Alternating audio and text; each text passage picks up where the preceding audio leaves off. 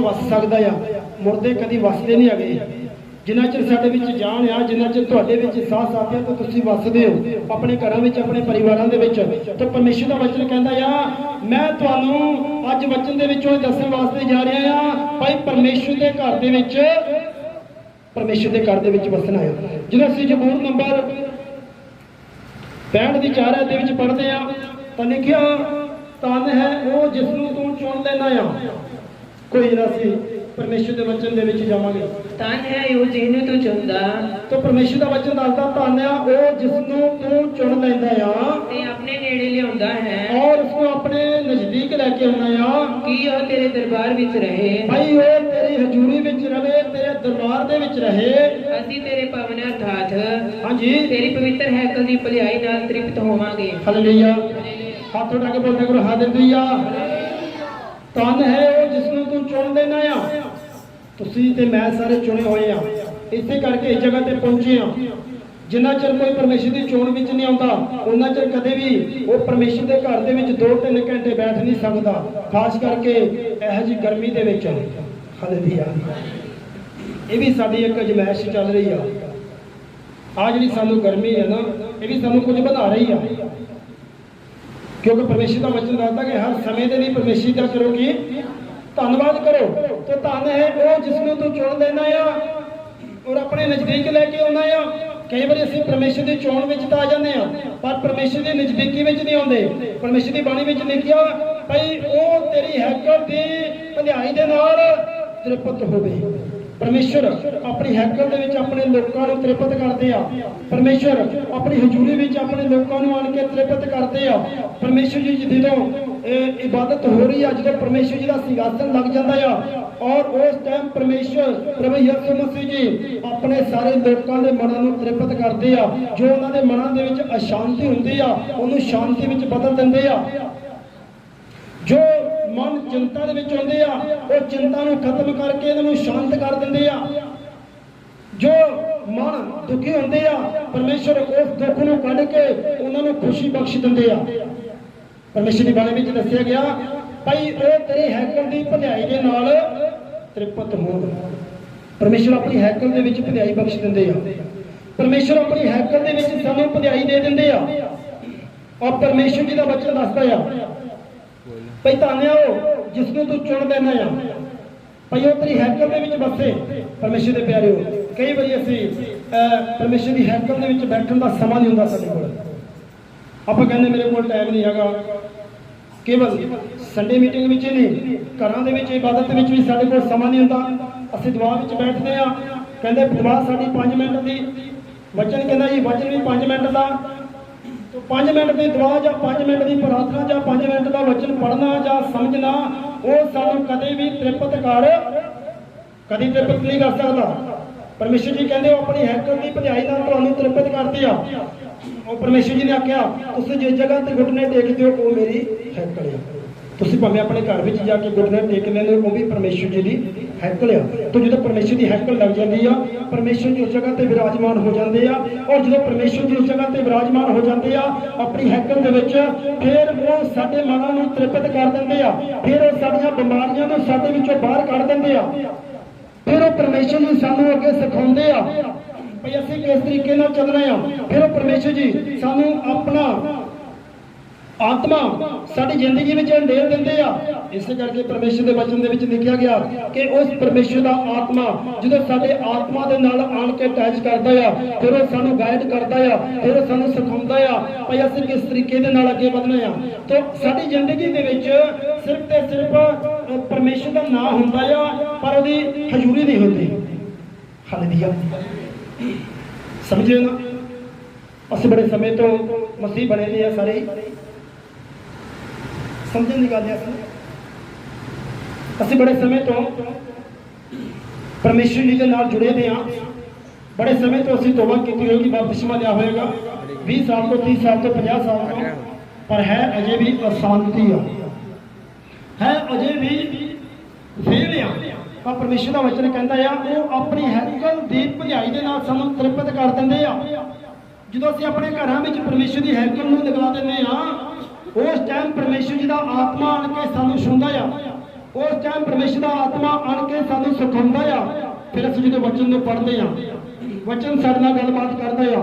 ਜਦੋਂ ਅਸੀਂ ਦੁਆਵਾਂ ਕਰਦੇ ਆ ਪਰਮੇਸ਼ਰ ਦੇ ਪਿਆਰਿਓ, ਕਈ ਵਾਰ ਅਸੀਂ ਦੁਆ ਕਰਦੇ ਆ, ਕਹਿੰਦੇ ਜੀ 5 ਮਿੰਟ ਤੋਂ ਬਾਅਦ ਦੁਆ ਨਹੀਂ ਹੁੰਦੀ। ਮੈਂ ਕਿਹਾ ਕਿਉਂ ਨਹੀਂ ਹੁੰਦੀ? ਤੁਸੀਂ ਮੰਗੋ। ਜੇ ਅਸੀਂ ਮੰਗਣ ਦੇ ਚੱਲ ਪਈਏ ਤੇ ਮੈਂ ਕਹਿੰਦਾ 2 ਘੰਟੇ ਲੰਘ ਜਾਣਗੇ। ਜਦੋਂ ਸਾਡੀ ਮੰਗਣ ਦੀ ਲਿਸਟ ਆ ਜਾਂਦੀ ਹੈ ਤਾਂ ਅਸੀਂ 2-2 ਘੰਟੇ ਮੰਗਦੇ ਰਹਿੰਦੇ ਆ। ਮੇਰੇ ਪਰਮੇਸ਼ਵਰ ਮੇਰੀ ਵੱਡੀ ਬੇਟੀ ਨੂੰ ਸੰਭਾਲੀ, ਛੋਟੀ ਨੂੰ ਸੰਭਾਲੀ, ਮੇਰੇ ਵੱਡੇ ਮੁੰਡੇ ਨੂੰ ਸੰਭਾਲ ਕੇ ਰੱਖੀ, ਮੇਰੇ ਛੋਟੇ ਬੇਟੇ ਨੂੰ ਸੰਭਾਲ ਕੇ ਰੱਖੀ, ਮੇਰੀ ਔਰਤ ਨੂੰ ਸੰਭਾਲੀ ਜਾਂ ਮੇਰੇ ਪਤੀ ਨੂੰ ਸੰਭਾਲੀ। ਤਾਂ ਜਦੋਂ ਅਸੀਂ ਮੰਗਣਾ ਸ਼ੁਰੂ ਕਰ ਦਿੰਦੇ ਆ ਸਾਡੀ ਲਿਸਟ ਮੈਂ ਕਹਿੰਦਾ 2 ਘੰਟਿਆਂ ਤੋਂ ਉੱਪਰ ਚਲੀ ਜਾਂਦੀ ਆ। ਪਰ ਜਦੋਂ ਕਿਤੇ ਧੰਨਵਾਦ ਦੀ ਭੇਟ ਚੜਾਉਣੀ ਹੋਵੇ ਤਾਂ 5 ਮਿੰਟਾਂ 'ਚ ਅਸੀਂ ਕਹਿੰਦੇ ਆ ਪਰਮੇਸ਼ਰ ਜੀ ਤੁਹਾਡਾ ਧੰਨਵਾਦ ਹੈ, ਸ਼ੁਕਰੀਆ ਜੋ ਤੁਸੀਂ ਸਾਨੂੰ ਦੇਤਾ, ਤੁਹਾਡਾ ਲੱਖ ਲੱਖ ਵਾਰੀ ਧੰਨਵਾਦ, ਆਮੀਨ। ਕਹਿੰਦੇ ਜੀ ਹੋ ਗਈ ਦੁਆ, ਹਾਲੇਲੂਇਆ, ਹੋ ਗਈ ਦੁਆ। ਲੱਖ ਲੱਖ ਵਾਰੀ ਕਹਿਣ ਦੇ ਨਾਲ ਲੱਖ ਨਹੀਂ ਹੋ ਜਾਂਦੇ। ਕੀ ਅਸੀਂ ਕਦੇ ਆਪਣੇ ਘਰ ਦੀਆਂ ਸਾਰੀਆਂ ਚੀਜ਼ਾਂ ਦੇ ਲਈ ਪਰਮੇਸ਼ਰ ਦਾ ਧੰਨਵਾਦ ਕੀਤਾ ਆ? ਆਪਣੇ ਘਰ ਦੇ ਵਿੱਚ ਪਰਮੇਸ਼ਰ ਦੀ ਹੈਕਲ ਨੂੰ ਜਚਾਇਆ, ਬੁਲਾਵਾ ਦਿੱਤਾ ਪਰਮੇਸ਼ਰ ਦੀ ਹੈਕਲ ਨੂੰ, ਗੁਰਨੇ ਟੇਕ ਕੇ ਬੈਠੇ ਆ। ਪਰਮੇਸ਼ਰ ਦਾ ਵਚਨ ਕਹਿੰਦਾ ਧੰਨ ਹੈ ਉਹ ਜਿਸ ਨੂੰ ਮੈਂ ਚੁਣ ਲੈਂਦਾ ਆ। ਪਰਮੇਸ਼ਰ ਤੁਹਾਨੂੰ ਤੇ ਮੈਨੂੰ ਧੰਨ ਬਣਾਉਣਾ ਚਾਹੁੰਦੇ ਆ। ਅਸੀਂ ਬੜੇ ਨੇ ਵੀ ਆ, ਜਿਨ੍ਹਾਂ ਲੋਕਾਂ ਤੋਬਾ ਕਰਕੇ ਬਪਤਿਸਮਾ ਲਿਆ ਦਾ ਉਹ ਧੰਨ ਬਣ ਚੁੱਕੇ ਆ।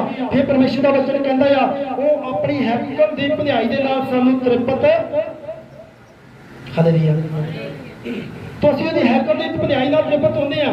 ਕਿ ਅਸੀਂ ਕਦੀ ਪਰਮੇਸ਼ਰ ਦੇ ਲਈ ਧੰਨਵਾਦ ਦੀ ਭੇਟ ਚੜਾਉਣ ਦੇ ਸਮੇਂ ਵਿੱਚ ਸਾਰੀਆਂ ਚੀਜ਼ਾਂ ਨੂੰ ਸ਼ੁਕਰ ਕੀਤਾ? ਪਰਮੇਸ਼ਰ ਦਾ ਵਚਨ ਕਹਿੰਦਾ ਜਿਹੜਾ ਕਹਿੰਦਾ ਥੋੜੇ ਦੇ ਵਿੱਚ ਵਫਾਦਾਰ ਹੈ ਤੇ ਉਹ ਵੱਡੀਆਂ ਬਰਕਤਾਂ ਦੇ ਵਿੱਚ ਵੀ ਵਫਾਦਾਰ ਰਹੇਗਾ। ਅਸੀਂ ਛੋਟੀ ਛੋਟੀ ਚੀਜ਼ ਨੂੰ ਨਹੀਂ ਦੇਖਦੇ, ਮੇਰੇ ਘਰ ਦੇ ਵਿੱਚ ਕਿਹੜੀ ਕਿਹੜੀ ਚੀਜ਼ ਪਈ ਆ, ਮੈਂ ਕਿਹੜੀ ਕਿਹੜੀ ਚੀਜ਼ ਦੇ ਲਈ ਰੱਬ ਦਾ ਧੰਨਵਾਦ ਕਰਨਾ ਆ, ਮੈਂ ਕਿਹੜੀ ਕਿਹੜੀ ਚੀਜ਼ ਦੇ ਲਈ ਰੱਬ ਦਾ ਸ਼ੁਕਰਾਨਾ ਕਰਨਾ ਆ, ਆਪਣੇ ਬੱਚਿਆਂ ਦੇ ਲਈ ਕਰਨਾ ਆ, ਆਪਣੇ ਕਾਰੋਬਾਰ ਦੇ ਵਿੱਚ ਮੇਰੇ ਪਰਮੇਸ਼ਰ ਮੈਨੂੰ ਸੰਭਾਲ ਕੇ ਰੱਖ ਰਹੇ ਆ, ਸਾਰੀਆਂ ਲੋੜਾਂ ਨੂੰ ਪੂਰਾ ਕਰ ਰਹੇ ਆ।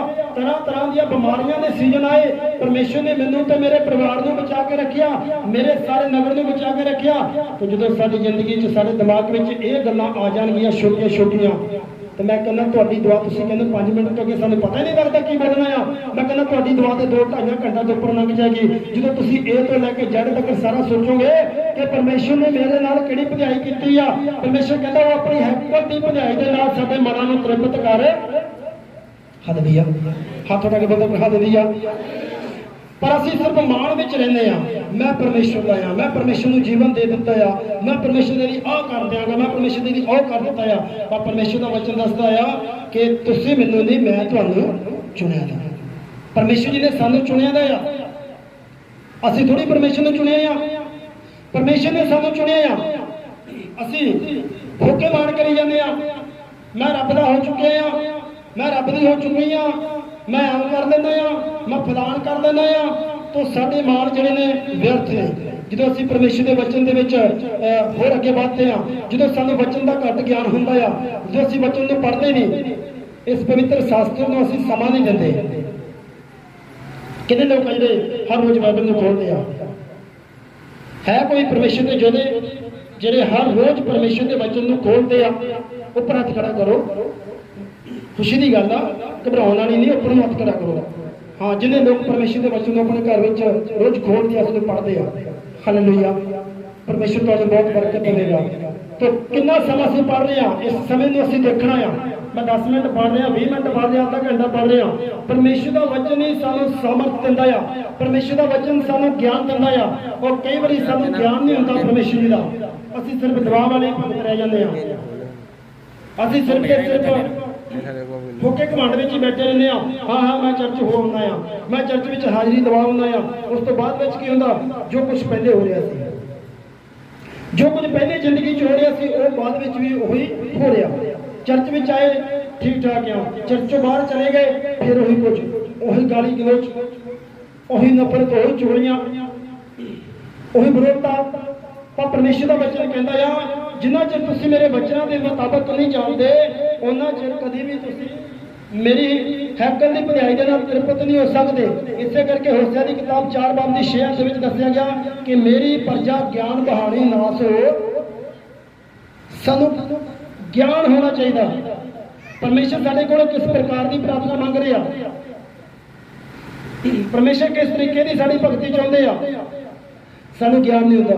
ਔਰ ਪਰਮੇਸ਼ਰ ਦਾ ਵਚਨ ਕਹਿੰਦਾ ਤੁਸੀਂ ਗਿਆਨੀ ਹੋ, ਤੁਹਾਡੇ ਕੋਲ ਗਿਆਨ ਨਹੀਂ ਹੈਗਾ, ਤੁਹਾਡੇ ਕੋਲ ਪਰਮੇਸ਼ਰ ਦਾ ਕਲਾਮ ਨਹੀਂ ਹੈਗਾ, ਜਿਸ ਵਜ੍ਹਾ ਕਰਕੇ ਨਾਸ ਹੋਈ ਜਾਂਦਾ, ਨੁਕਸਾਨ ਹੋਈ ਜਾਂਦਾ, ਨੁਕਸਾਨ ਤੇ ਨੁਕਸਾਨ ਹੋਈ ਜਾਂਦਾ ਆ। ਕਹਿੰਦਾ ਮੇਰੀ ਪ੍ਰਜਾ ਗਿਆਨ ਬਹਾਨੀ ਨਾਸ ਹੋ ਰਹੀ ਆ। ਤਾਂ ਸਾਨੂੰ ਗਿਆਨ ਨੂੰ ਸਿੱਖਣ ਦੀ ਲੋੜ ਆ।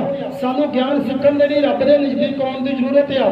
ਜਿਸ ਤਰ੍ਹਾਂ ਅਸੀਂ ਜ਼ਬੂਰ 65 ਦੇ ਵਿੱਚ ਪੜ੍ਹਦੇ ਸੀ, ਧੰਨ ਹੈ ਉਹ ਜਿਸ ਨੂੰ ਤੂੰ ਚੁਣ ਲੈਂਦਾ ਆ ਤੇ ਆਪਣੇ ਨਜ਼ਦੀਕ ਬੁਲਾਉਂਦਾ ਆ। ਪਰਮੇਸ਼ਰ ਜੀ ਇਹ ਥੋੜ੍ਹੀ ਕਹਿੰਦੇ ਆ ਮੈਂ ਜੇ ਕਿਸੇ ਨੂੰ ਚੁਣ ਲਿਆ ਤੇ ਉਹ ਮੇਰੀ ਨਜ਼ਦੀਕੀ ਵਿੱਚ ਨਾ ਆਵੇ। ਅਸੀਂ ਪਰਮੇਸ਼ਰ ਦੇ ਨਾਲ ਆਪਣੀ ਨਜ਼ਦੀਕੀ ਬਣਾ ਕੇ ਰੱਖੀ ਹੈ। ਹੈਕਲ ਦੇ ਵਿੱਚ ਬੈਠ ਕੇ ਪਰਮੇਸ਼ਰ ਦੇ ਨਾਲ ਆਪਣੇ ਉਸ ਮੁਹੱਬਤ ਨੂੰ ਬਰਕਰਾਰ ਬਣਾ ਕੇ ਰੱਖੀਏ। ਆਪਣੇ ਘਰਾਂ ਦੇ ਵਿੱਚ ਬੈਠ ਕੇ ਪਰਮੇਸ਼ਰ ਦੇ ਨਾਲ ਗੱਲਬਾਤ ਕਰੀਏ।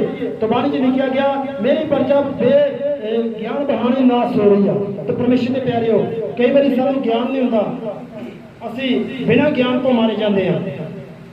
ਬਿਨਾਂ ਗਿਆਨ ਤੋਂ ਅਸੀਂ ਘਮੰਡ ਕਰੀ ਜਾਂਦੇ ਆ, ਮੈਂ ਰੱਬ ਦੇ ਲਈ ਆ ਵੀ ਕਰ ਦਿੱਤਾ ਆ, ਮੈਂ ਰੱਬ ਦੇ ਲਈ ਉਹ ਵੀ ਕਰ ਦਿੱਤਾ ਆ। ਮੈਂ ਕਹਿੰਦਾ ਰੱਬ ਦੀ ਅਸੀਂ ਕੁਛ ਵੀ ਨਹੀਂ ਕੀਤਾ, ਅਸੀਂ ਰੱਬ ਦੇ ਲਈ ਕੁਝ ਵੀ ਨਹੀਂ ਕੀਤਾ, ਨਾ ਮੈਂ ਕੀਤਾ ਤੇ ਨਾ ਤੁਸੀਂ ਕੀਤਾ ਆ, ਕਿਉਂਕਿ ਪਰਮੇਸ਼ਰ ਦੇ ਦਿੱਤੇ ਜੋ ਅਸੀਂ ਦੇ ਰਹੇ ਹਾਂ। ਹਾਲੇਲੂਇਆ। ਔਰ ਜਿਰਮੀਆ ਦੇ ਵਿੱਚ 9 ਬਾਬ ਦੀ 23-24 ਆਇਤ ਦੇ ਵਿੱਚ ਦੱਸਿਆ ਗਿਆ ਭਾਈ ਕਿਸ ਤਰੀਕੇ ਦਾ ਸਾਡਾ ਮਾਣ ਆ। ਅਸੀਂ ਜਿਰਮੀਆ 9 ਬਾਬ ਔਰ ਉਹਦੀ 23 ਤੇ 24 ਆਇਤ ਨੂੰ ਜਦੋਂ ਪੜ੍ਹਦੇ ਆ ਤਾਂ ਸਾਡੇ ਮਾਣ ਕਿਹੜੇ ਨੇ, ਪਰਮੇਸ਼ਰ ਸਾਡੇ ਕੋਲੋਂ ਮਾਣ ਕਿਹੜਾ ਚਾਹੁੰਦੇ ਆ। ਆਪਣੀ ਹੋ ਜਾਣਾ ਯਹੋਵਾ ਇਉਂ ਆਖਦਾ ਹੈ ਤੇ ਯਹੋਵਾ ਪਰਮੇਸ਼ਰ ਇਸ ਤਰ੍ਹਾਂ ਆਖਦਾ ਹੈ ਬੁੱਧਵਾਨ ਆਪਣੇ ਬੁੱਧ ਉੱਤੇ ਮਾਣ ਨਾ ਕਰੇ,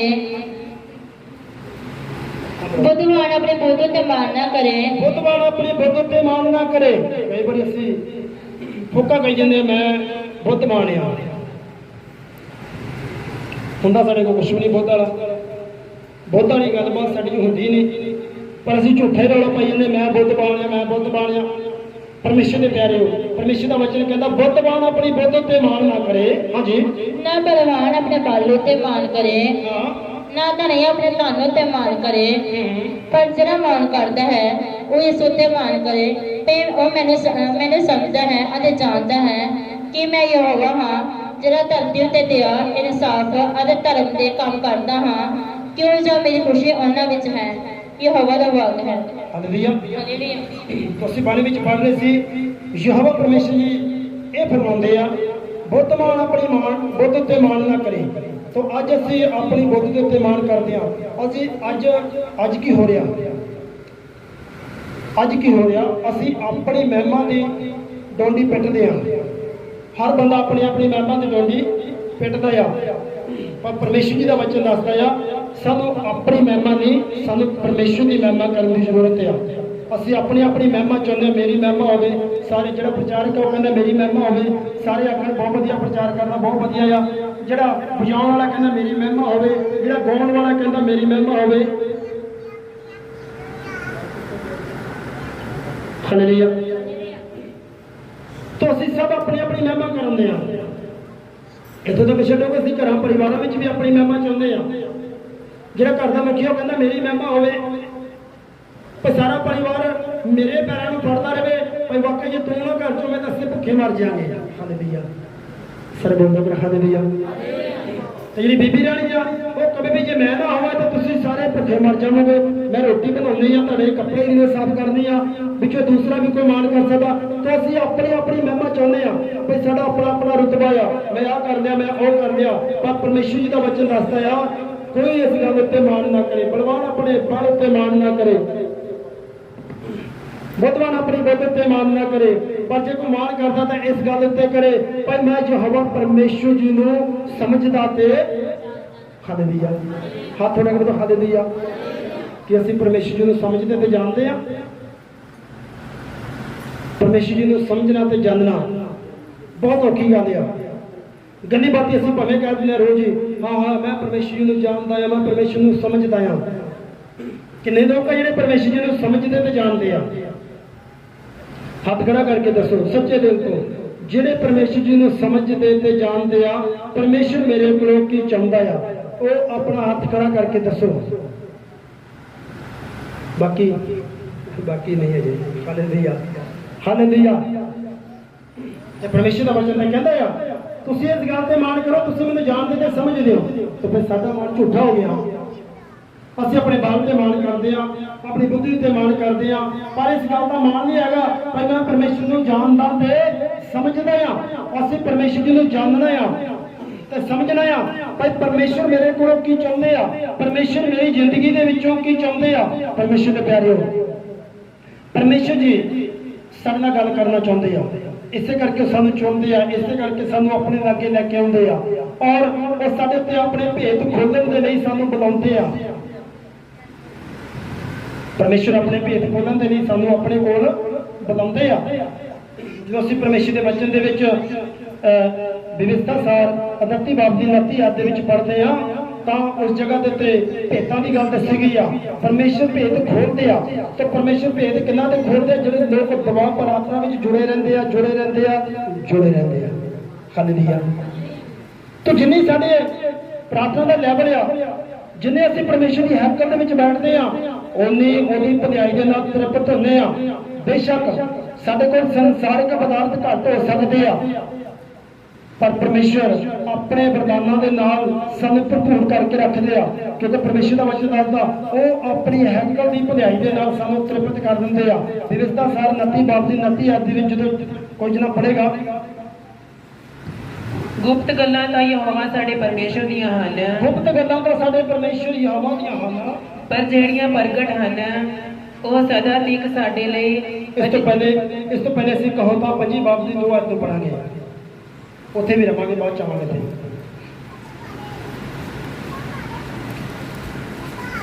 ਪਰਮੇਸ਼ਰ ਦੀ ਮਹਿਮਾ ਗੱਲ ਨੂੰ ਗੁਪਤ ਰੱਖਣ ਵਿੱਚ ਹੈ। ਹਾਲੇਲੂਇਆ। ਹੱਥ ਰੱਖਦਾ ਹਾਲੇਲੂਇਆ। ਪਰਮੇਸ਼ਰ ਦੀ ਮਹਿਮਾ ਗੱਲ ਨੂੰ ਗੁਪਤ ਰੱਖਣ ਵਿੱਚ ਆ।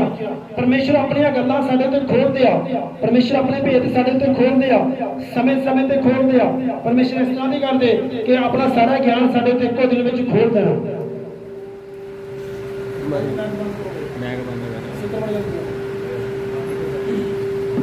ਹਾਲੇਲੂਇਆ। ਪਰਮੇਸ਼ਰ ਦੀ ਮਹਿਮਾ ਕਾਹਦੇ ਚ? ਉਹ ਆਪਣੇ ਭੇਤਾਂ ਨੂੰ ਗੁਪਤ ਰੱਖਦੇ ਆ ਔਰ ਜਦੋਂ ਆਪਣੇ ਭੇਤਾਂ ਨੂੰ ਗੁਪਤ ਰੱਖਦੇ ਆ ਸਾਨੂੰ ਉਹਨਾਂ ਭੇਤਾਂ ਦੀ ਜ਼ਰੂਰਤ ਆ।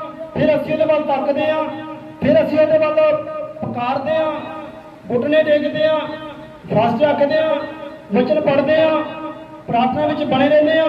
ਫਿਰ ਪਰਮੇਸ਼ਰ ਸਾਡੇ ਉੱਤੇ ਆਪਣੇ ਭੇਦ ਖੋਲ ਦਿੰਦੇ ਆ। ਤਾਂ ਪਰਮੇਸ਼ਰ ਜੇਕਰ ਸਾਰੇ ਭੇਦ ਸਾਡੇ ਤੇ ਖੋਲ ਦਵੇ ਇੱਕ ਹੀ ਦਿਨ ਦੇ ਵਿੱਚ ਤੇ ਪਰਮੇਸ਼ਰ ਦੀ ਮਹਿਮਾ ਨਹੀਂ ਰਹੇਗੀ। ਬਾਣੀ 'ਚ ਲਿਖਿਆ ਪਰਮੇਸ਼ਰ ਦੀ ਮਹਿਮਾ ਗੱਲ ਨੂੰ ਗੁਪਤ ਰੱਖਣ ਵਿੱਚ ਆ, ਪਾਤਸ਼ਾਹ ਦੀ ਮਹਿਮਾ ਗੱਲ ਨੂੰ ਖੁੱਲ੍ਹਿਆ ਕਰਨ ਦੇ ਵਿੱਚ ਆ, ਉਸ ਗੱਲ ਨੂੰ ਜ਼ਾਹਰ ਕਰਨ ਦੇ ਵਿੱਚ ਆ। ਹਾਲੇਲੂਇਆ। ਔਰ ਇਸੇ ਕਰਕੇ ਦਾਊਦ ਨਬੀ ਜ਼ਬੂਰ ਨੰਬਰ 119 ਦੀ 18 ਦੇ ਵਿੱਚ ਕਹਿੰਦਾ, ਹੇ ਪਰਮੇਸ਼ਰ ਮੇਰੀਆਂ ਅੱਖਾਂ ਨੂੰ ਖੋਲ, ਮੈਂ ਤੇਰੀ ਅਚਰਜ ਵਿਵਸਥਾ ਦੀਆਂ ਗੱਲਾਂ ਨੂੰ ਸਮਝ ਸਕਾਂ। ਤੇ ਪਰਮੇਸ਼ਰ ਦੀ ਬਾਣੀ ਦੇ ਵਿੱਚ ਅਸੀਂ ਇਹਨਾਂ ਦੋਨੋਂ ਰੈਫਰੈਂਸਾਂ ਦੇ ਉੱਤੇ ਪਹਿਲਾਂ ਥੋੜੀ ਗੌਰ ਕਰਾਂਗੇ, ਵਿਵਸਥਾ ਵਿੱਚ ਫਿਰ ਜਾਵਾਂਗੇ। ਤੋ ਕਹਾਵਤਾਂ 25 ਦੀ 2 ਦੇ ਵਿੱਚ ਦੱਸਿਆ ਗਿਆ ਸੀ ਪਰਮੇਸ਼ਰ ਦੀ ਮਹਿਮਾ ਗੱਲ ਗੁਪਤ ਰੱਖਣ ਦੇ ਵਿੱਚ ਆ। ਔਰ ਦਾਊਦ ਨਬੀ ਜ਼ਬੂਰ ਨੰਬਰ 119 ਦੀ 18 ਦੇ ਵਿੱਚ ਕਹਿੰਦੇ ਆ, ਇਹ ਯਹੋਵਾ ਪਰਮੇਸ਼ਰ ਮੇਰੀਆਂ ਅੱਖੀਆਂ ਨੂੰ ਖੋਲ, ਮੈਂ ਤੇਰੀਆਂ ਅਚਰਜ ਗੱਲਾਂ ਨੂੰ ਦੇਖ ਸਕਾਂ। ਤਾਂ ਕੀ ਅਸੀਂ ਕਦੀ ਆਪਣੀ ਅੱਖੀਆਂ ਦੀ ਨਹੀਂ ਪ੍ਰਾਰਥਨਾ ਕੀਤੀ ਆ?